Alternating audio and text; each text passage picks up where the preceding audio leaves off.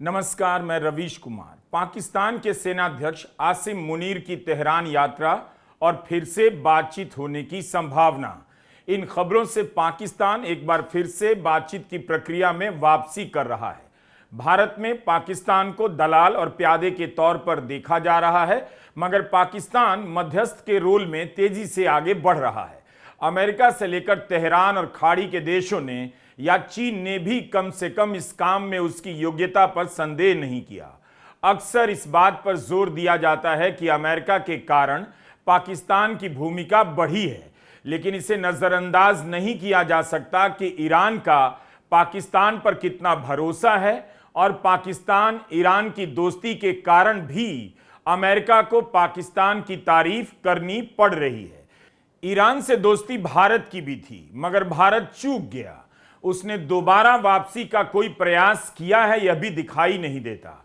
बातचीत में पाकिस्तान का बने रहना और सक्रिय रहना बता रहा है कि अमेरिका इस युद्ध से निकलने के लिए कितना बेचैन है। उसके पास पाकिस्तान के अलावा दूसरा प्यादा, घोड़ा या वजीर नहीं है। अल जजीरा ने रिपोर्ट किया है कि ईरान के न्यूक्लियर प्रोग्राम को लेकर पाकिस्तान और ईरान के बीच अच्छी बातचीत हुई है और आगे बढ़ने की उम्मीद है। खबर यह भी आ रही है कि ईरान दौरे से लौटने के बाद सेना चीफ आसिम मुनीर वॉशिंगटन के लिए रवाना हो सकते हैं।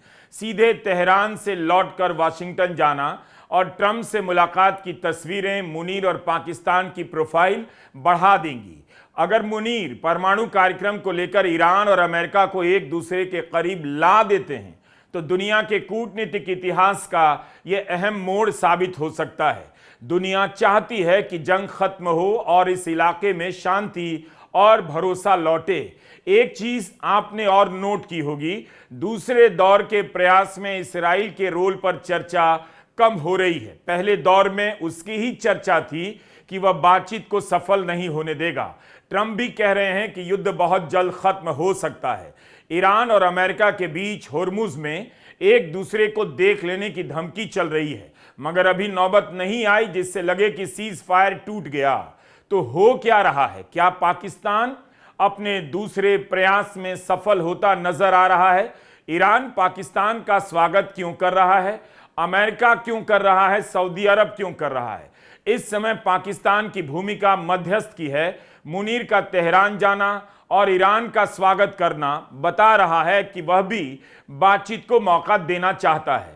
ईरान इसके साथ साथ एक और काम कर रहा है, बातचीत के खराब अनुभवों को याद दिलाते रहना चाहता है, इसलिए अपने अविश्वास और संदेह को भी उसी तरह आगे रख रहा है।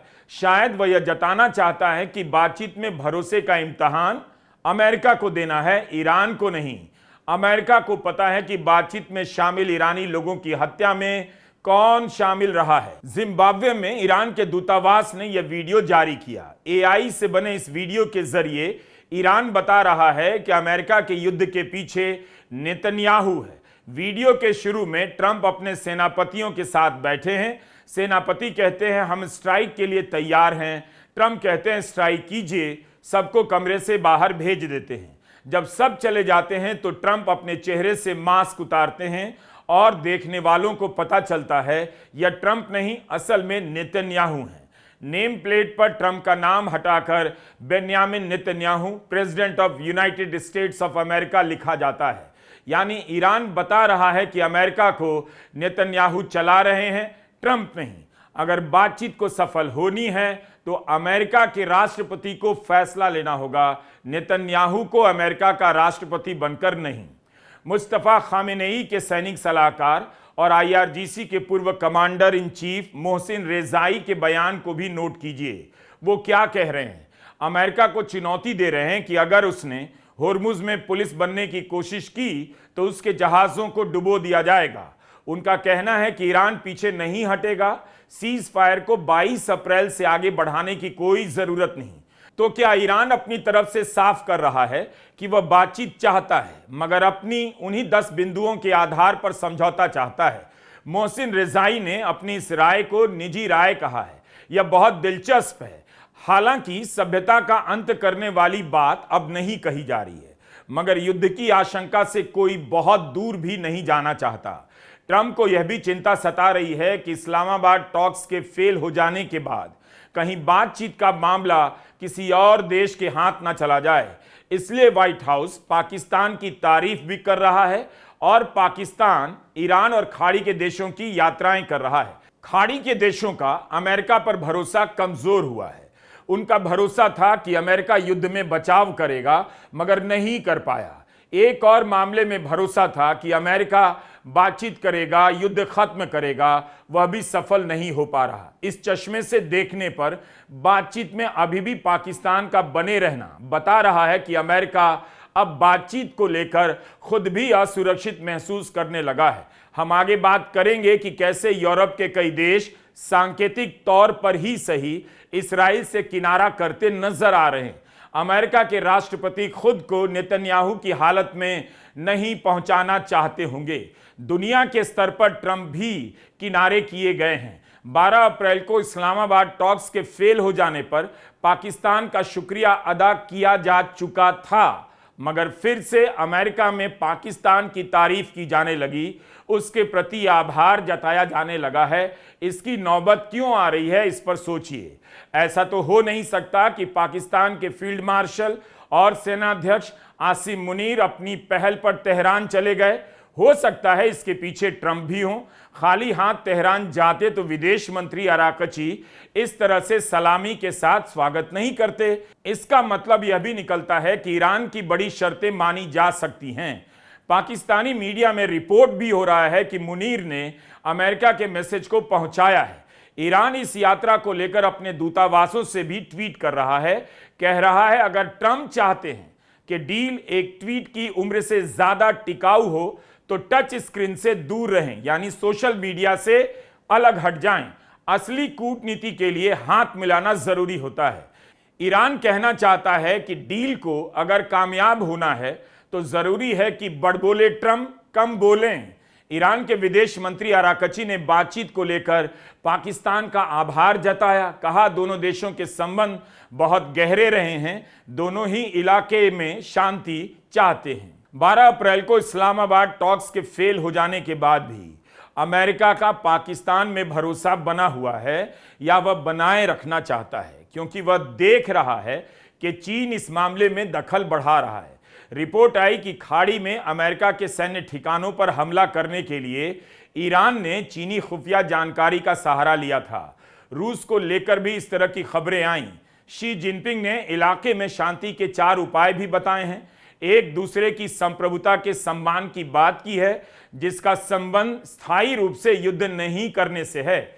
ईरान की भी यही मांग है। चीन के विदेश मंत्री ने ईरान के विदेश मंत्री अराकची से बात की और होर्मुज पर ईरान की संप्रभुता का समर्थन किया है। ट्रंप इन गतिविधियों को समझ रहे होंगे, इसलिए युद्ध के बाद बातचीत को अपने कंट्रोल में रखना चाहते हैं। व्हाइट हाउस ने पाकिस्तान की जो तारीफ की है उसे इसी कड़ी में देखा जा रहा है। The Pakistanis have been incredible mediators throughout this process, and we really appreciate their friendship and their efforts to bring this deal to a close. So they are the only mediator in this negotiation. While there have been many countries around the world who want to offer their help, the president feels it's important to continue to streamline this communication through the Pakistanis, and so that's what continues to take place.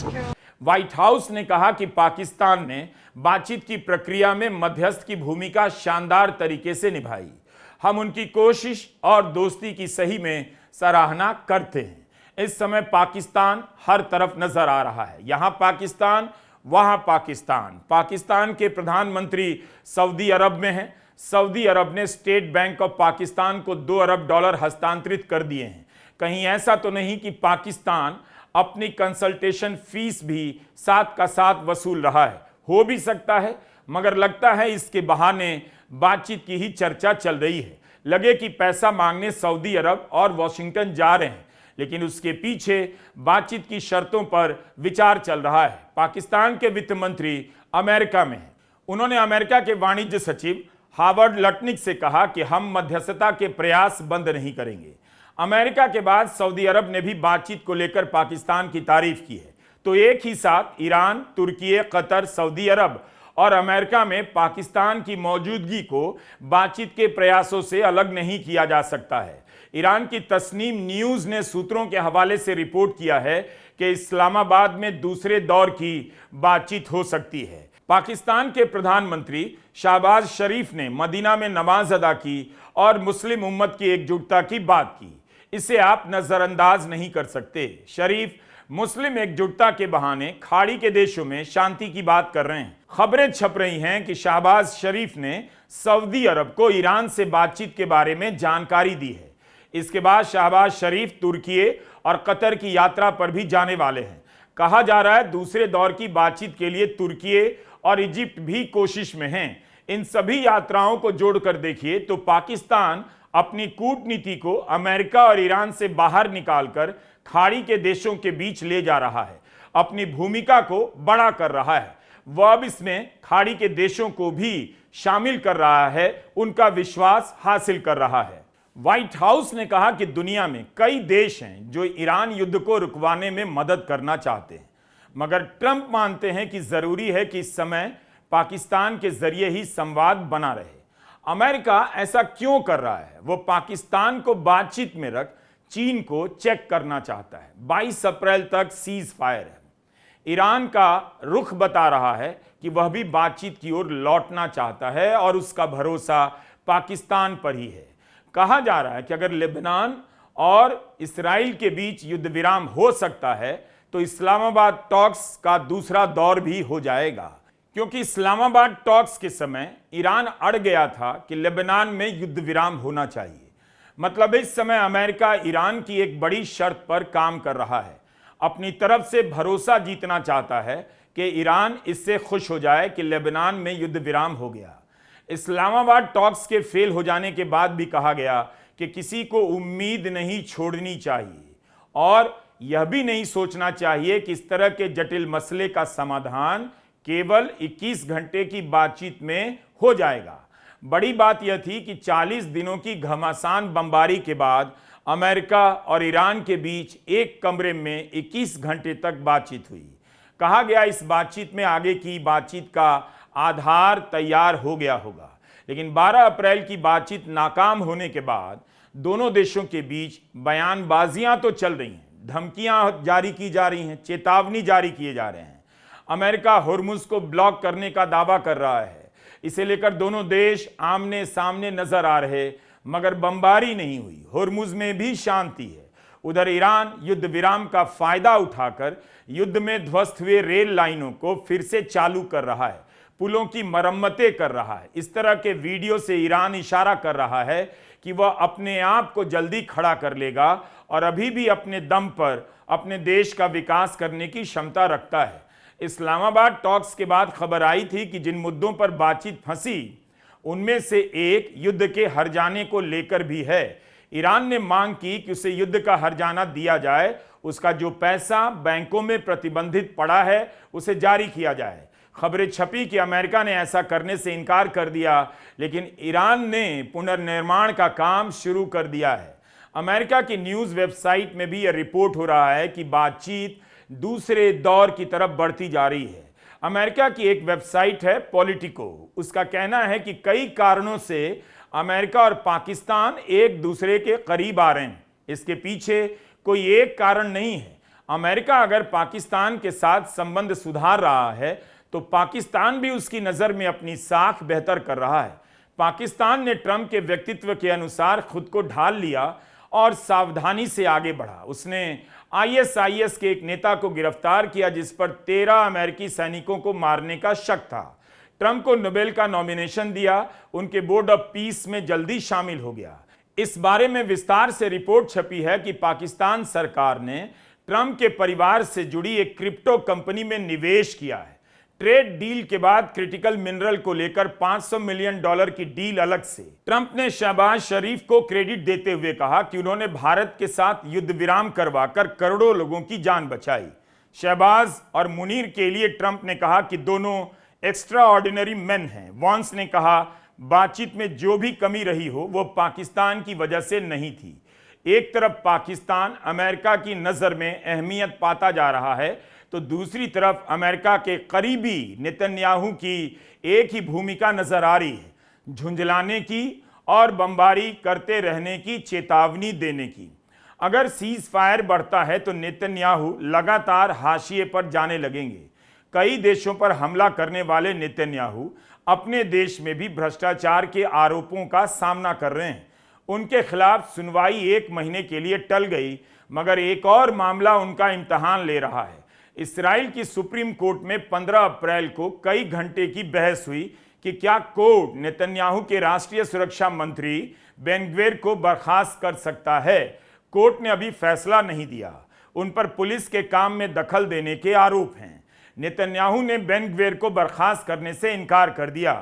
इस्राएल के justice मंत्री supreme court में कह रहे हैं Ben Gvir को बर्खास्त नहीं करेंगे। इन सब से आप यह भी जानते हैं कि दुनिया के कई देशों पर एक साथ हमले करने वाले इस्राएल के भीतर सिस्टम और राजनीति कैसे काम कर रही है। नेतन्याहू को अभी भी उम्मीद है कि युद्ध जारी रहेगा। उनका कहना है कि किसी सीज फायर को नहीं मानते। अमेरिका और ईरान का युद्ध विराम एक झटके में खत्म हो सकता है। यह भी कह रहे हैं कि अमेरिका और हमारा लक्ष्य एक समान है। अमेरिका और इस्राएल अभी एक साथ नहीं हैं, आप ऐसा नहीं कह सकते। दोनों अलग अभी नहीं हुए हैं, मगर कई बार सार्वजनिक रूप से दोनों साथ भी नजर नहीं आते। इसे नोट करना चाहिए।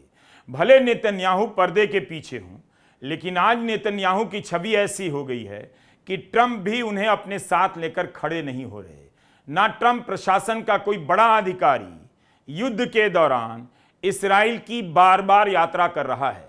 ट्रंप प्रशासन इस्राएल के धुर विरोधी पाकिस्तान की तारीफ किए जा रहा है, उसकी भूमिका को बढ़ा रहा है। सही है, नेतन्याहू ने दावा किया कि जेडी वांस ने हवाई जहाज से उन्हें फोन किया और इस्लामाबाद टॉक्स की जानकारी दी।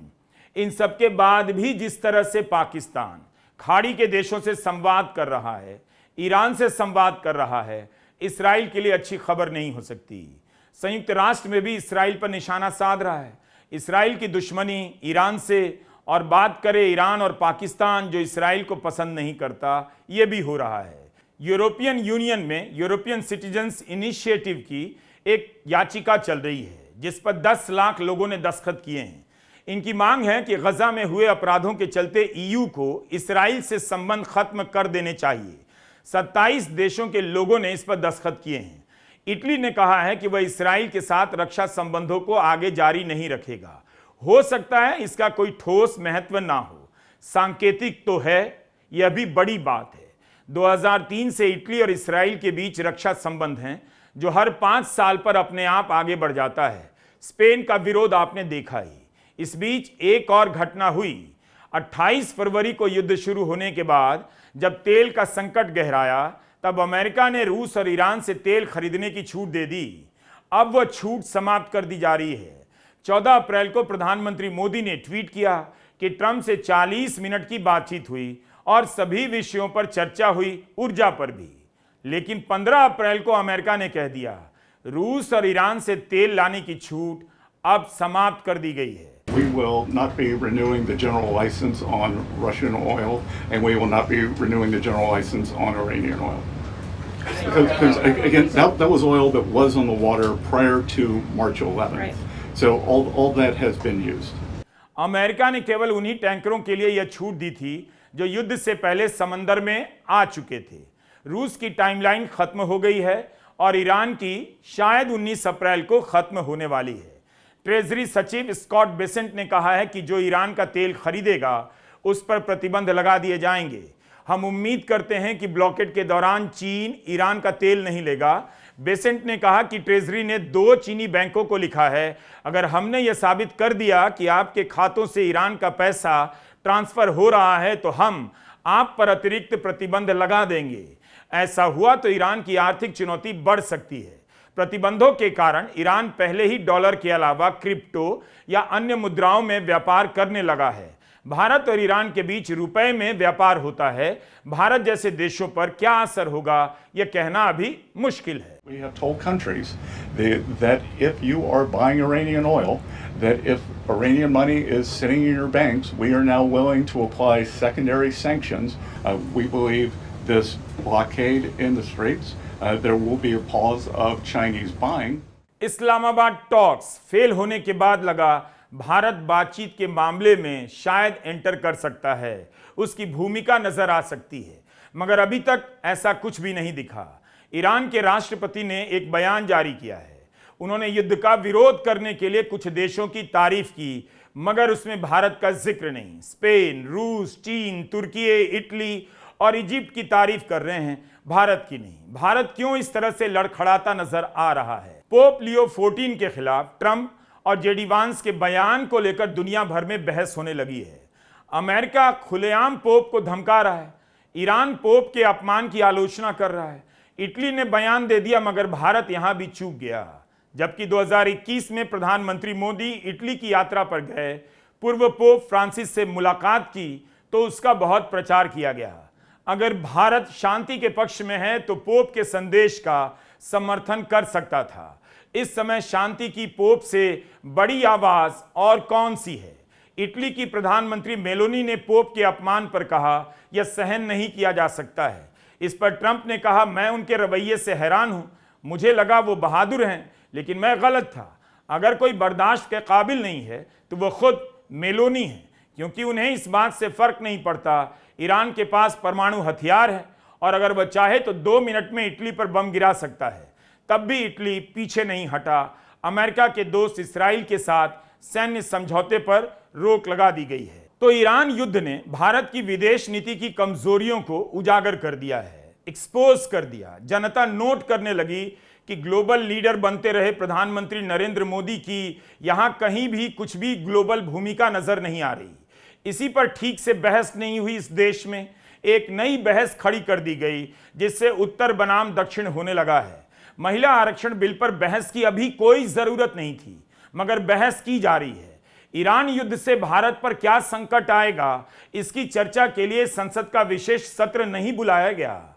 सरकार एक बहस से दूसरी बहस की तरफ बढ़ती जा रही है। एक बहस का इस्तेमाल दूसरी बहस को ढकने में कर रही है, मगर इसके बाद भी बीच बीच में बादल छट जाते हैं और सच्चाई दिख जाती है।